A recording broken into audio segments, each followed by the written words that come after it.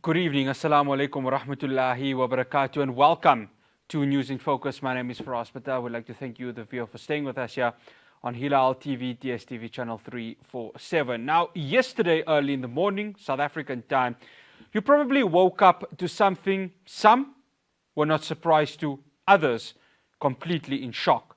That's when US President Donald Trump decided to target nuclear facilities within Iran. This comes as just days before that, Trump had said that he would give the US and its government 2 weeks to decide whether they would go ahead and help Israel in its conflict with Iran or completely not get involved. Well, everything was written this weekend as the targeting of those sites, quite frankly, means that the United States directly has put itself in this conflict. What does this mean from a global perspective? And what does it mean within the United States as a whole? Joining me now from San Francisco, California, I'd like to welcome Middle East analyst, and he's part of the US Palestinian Community Network, Monadel Herzallah. Monadel, assalamu alaikum wa rahmatullahi wa barakatuh, and shukran so much for joining us. Wa alaikum assalam wa rahmatullahi wa barakatuh. Pleased to have you. Thank you so much for having me. No, it's an absolute pleasure. Monadel, I want to ask you, were you surprised by what happened yesterday? But it's Donald Trump. You have to expect the unexpected when it comes to him. That is true. That's a statement that is becoming very known for the American people and around the world. I believe there is a state of anger among many Americans for the fact that they are not supporting any type of war that's taking place, for the fact that people were in the streets for the last 2 weeks, anger about the possibility of the U.S. being part of another world, for their experience in the war against Iraq and the war against Afghanistan for years that cost them millions and billions of dollars. So there is that status of anger that is on the streets of the United States. But last week we had over 200 demonstrations in different spots, different cities around the United States, and they all were not very happy of the administration. They're raising the slogan of no kings. They don't want someone like Trump to make a decision on his own. In addition to the fact that the Democratic Party is not agreeing with dragging the United States into another war without a constitutional green light, without the Congress approval. And that's basically shows us that there is no difference between the Democratic Party or the Republican Party in that sense for the policy, the U.S. policy in the Middle East. It's very true, very obvious that the U.S. and Israel has an interest in continue to control the Arab world, control the Middle East, control the oil resources, and the puppet governments that is in that region. Monadel, I want to touch on this comment that was made by Donald Trump. His US intelligence officials, and these are very senior officials within the United States government, said that Iran does not possess enough nuclear power to develop a weapon. He then says, quote unquote, they do not know what they are talking about. Here's the thing, Monadel. When you're looking at it from that perspective, it's quite clear Donald Trump had already made up his mind even before he had announced that he was giving the situation to be 2 weeks before a decision was made. You know, it's been very popular in the American media, or the media, particular media that is opposing to Donald Trump, that he has always been, if you watch his speeches many times, he's always say random things without any analysis, and he always bring it's funny, but it always bring the issue of 2 weeks. Every time, like they have like many examples for questions that's been asked for Trump, and then his answers always, well, I'll tell you in 2 weeks. In 2 weeks, we're gonna find out. I think number one, it is very random, and number two is basically, the whole thing has started on what happened in October 7th, with that, and really that's continued to taking place. All the massacres that's taking place against the Palestinians, and then the war against Iran's goal, in my estimation, that to distract the world with the lie of Iranian nuclear threat. The West needs to, as this lie, to downplay the crimes committed by the Zionist entity, especially since some Western leaders, if we notice, that have begun to escalate their critical tone against Israel. So the American knows, and that Iran is not on the verge of or even close to producing a bomb, especially since Iran agreed in the nuclear agreement with Obama, if we remember, to limit enrichment to civilian use, and was negotiated with Trump to return to Obama's agreement. And that's where they are right now. The commitment to destroying the production of nuclear bomb. In short, the war against Iran is to cover, to continue the domination in that region, and whatever it's called, redrawing the new Middle East, or the new Israel, whatever they are. It is to continue that particular domination of the oil and the strategic places where that region controls. Monadel, since 1980, and I'm sure you would be well versed with regards to this, Benjamin Netanyahu, whether he was the Prime Minister of Israel in his previous terms or sitting on the benches of the Likud party, has always maintained this stance that Iran is developing this nuclear weapon. He also mentioned, of course, Iraq, he mentioned Libya, he also mentioned Pakistan. But he's been on this rhetoric now for the last 40 years. Surely he's been baiting the United States to get involved, hasn't he? Especially when it has come to Iran. And what we have seen now in the last 10 days is testament to that, isn't it? Yes, absolutely. Absolutely. The Zionist entity, and particularly Netanyahu, was pushing towards Iran. We can remember his appearance in the United Nations many years of talking about Iran's and talking about the very similar to what he has said about Iraq and this thing, which is really it shows us two things. One is the policy of the Israel and United States is very similar. It's not the same. And two is Netanyahu's ability to drag the United States into a war with Iran again, okay, in that region. And now it is very obvious right now that the whole world knows about what Israel's intention is, particularly after October 7th.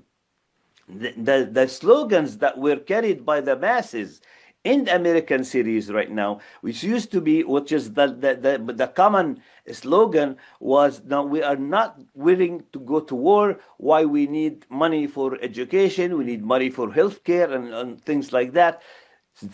Right now, the masses are saying, the people, this new slogan there, "We are not going to launch a war for Israel. We are not going to be involved in a war with Israel." And that's becoming a little by little, becoming like a slogan around them. There's a lot of disagreements among the people in America about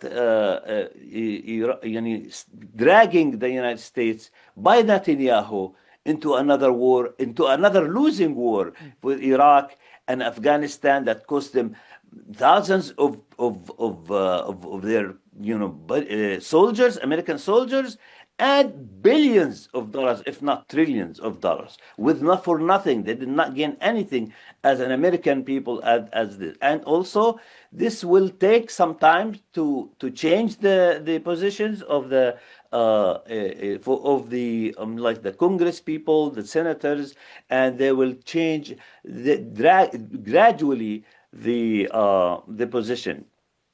After the break, I continue my conversation with Monadel Herzallah, who's coming to us from San Francisco in California. We're talking about United States, their strike against Iranian nuclear facilities over the weekend. Do stay tuned. Welcome back. We, of course, continue this conversation over what happened this weekend with the United States attacking Iranian nuclear facilities. I'm joined on the line via Zoom by Monadel Herzallah, who's coming to us from San Francisco in California. Monadel, again, shukran so much for staying with us.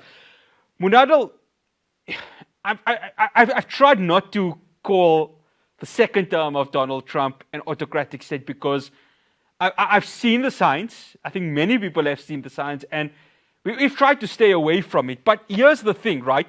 In order for the United States to carry out any attack on a sovereign land, it would need Congress. Well, it's quite clear Congress was not involved in this. Was this weekend's action a step closer to the United States under Donald Trump moving to that autocratic nature?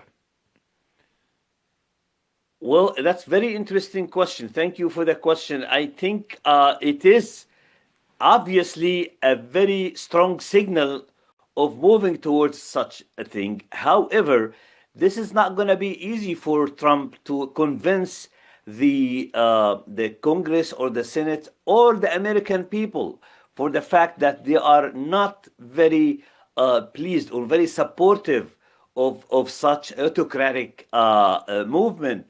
The American people, that there was about 5 million people in the streets last Saturday saying under one slogan. It is very connected to the question that you were asking. The slogan was "No kings," no kings, meaning that we don't want somebody like a king in the United States. We are not accepting your way of leadership, and that really slogan has really gathered a lot of people with different perspectives, different political views, that they all around that way. So that's something is not going to be easy for Trump to drag the government and the people of the United States in such a way.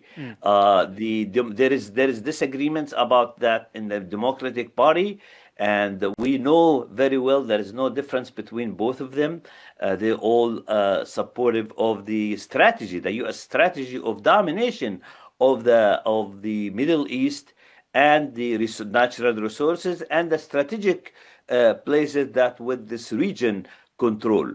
But in the way that Trump is leading the nation, there is a gradual concern and danger about how his style of leading is going to drag the United States into a very dangerous war. And this attack against Iran is nothing but an indication of going through that way. This is not going to be easy for him to continue doing that.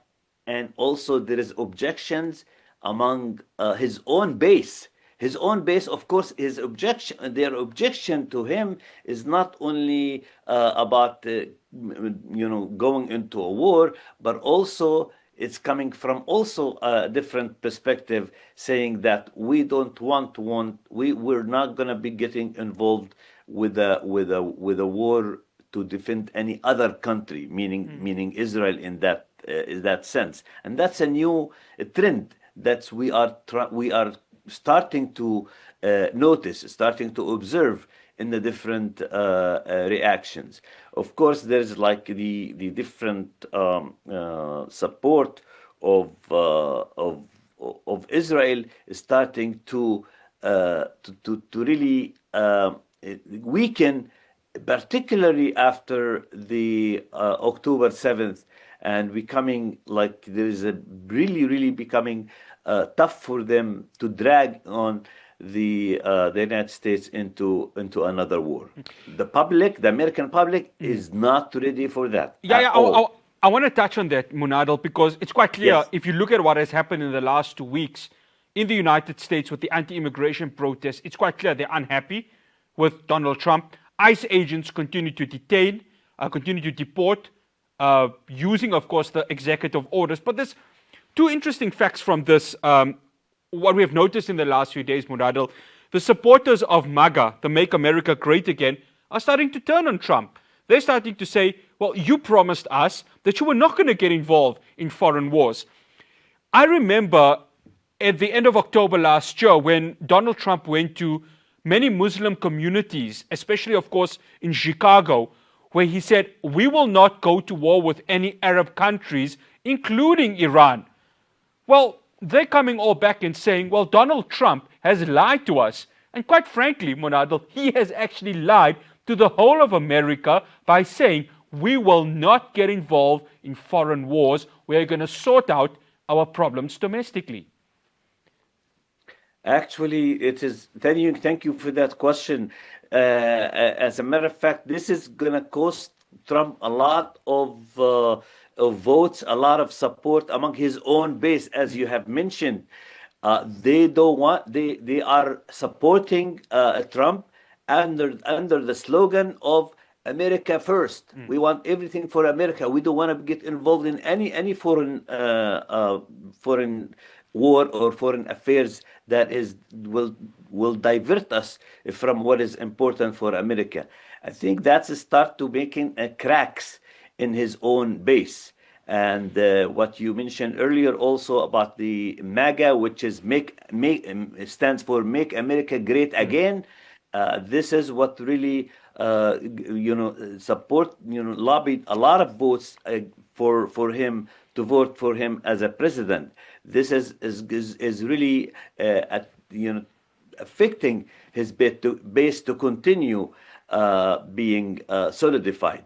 However, when he was going to a different unit, as you mentioned, you go to a different cities and states that has Muslim population, that has a lot Arab populations, like Chicago, as you mentioned, and also Detroit, which has many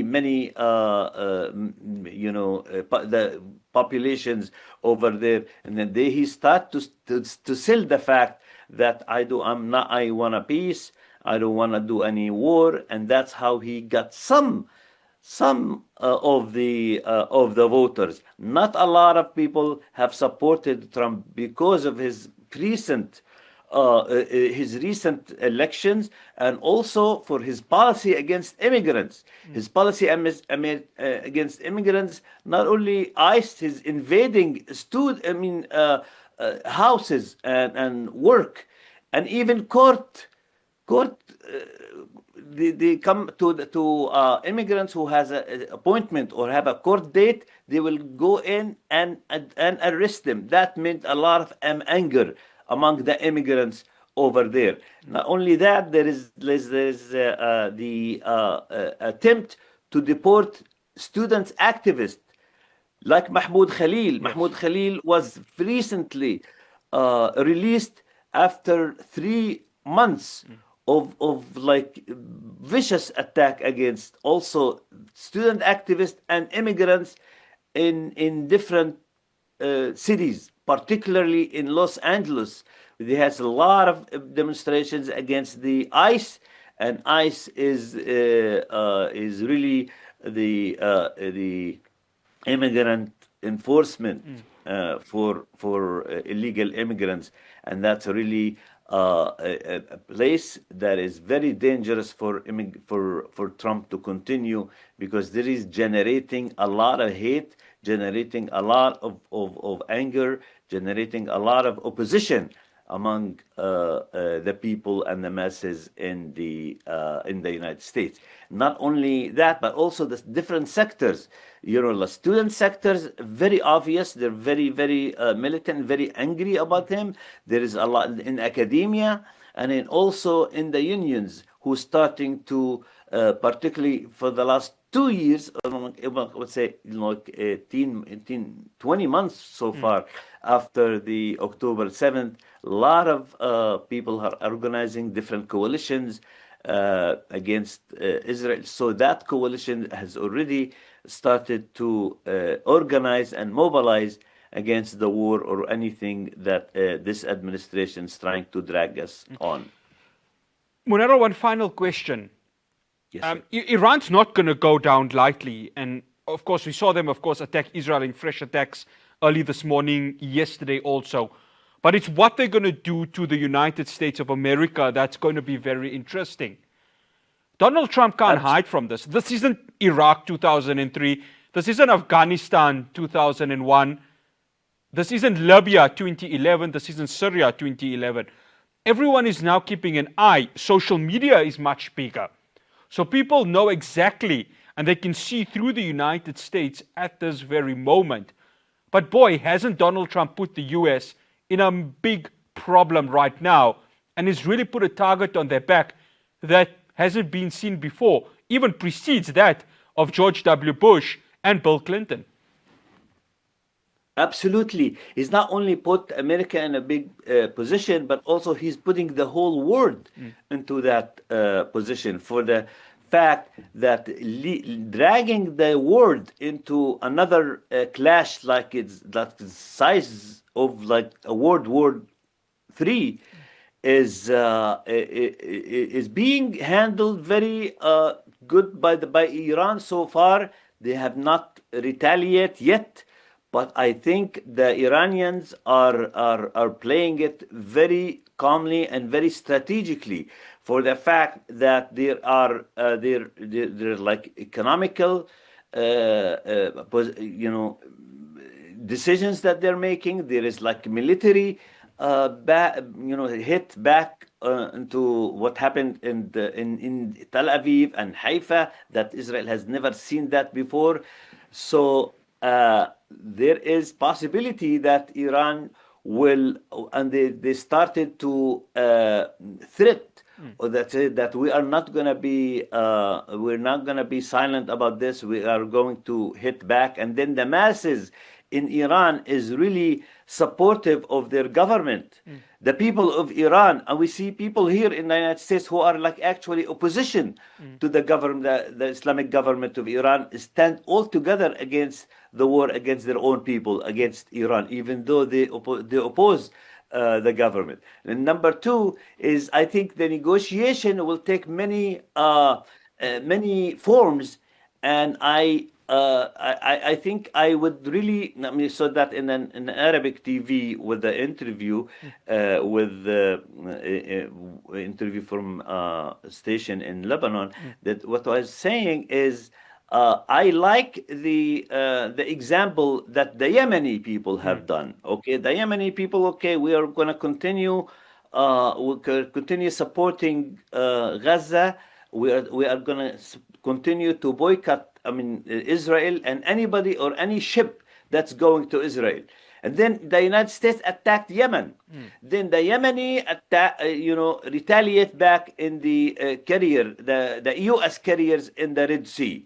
So they made a deal with the Yemeni. The administration were forced to make a deal with the Yemeni and saying, no, okay, we have nothing to do with you attacking Israel, but don't attack the U.S. carriers in the Red Sea. Monadel, I have to stop you there. Unfortunately, we have come towards the end of this conversation. I hope to have you again soon. Absolute pleasure having you on. Assalamu alaikum wa rahmatullahi wa barakatuh. Thank you, brother. Thank you for having me. I'm pleased to be here. It's an absolute pleasure. Monadel Herzallah, a Middle Eastern analyst, and of course, he's part of the U.S.-Palestinian Community Network. After the break, I'm going to be speaking to Baba Seth Mazibuko. Everyone would know him from the June 16th movement. We're going to be talking to him about this past weekend's Soweto to Gaza walk that took place. Do stay tuned.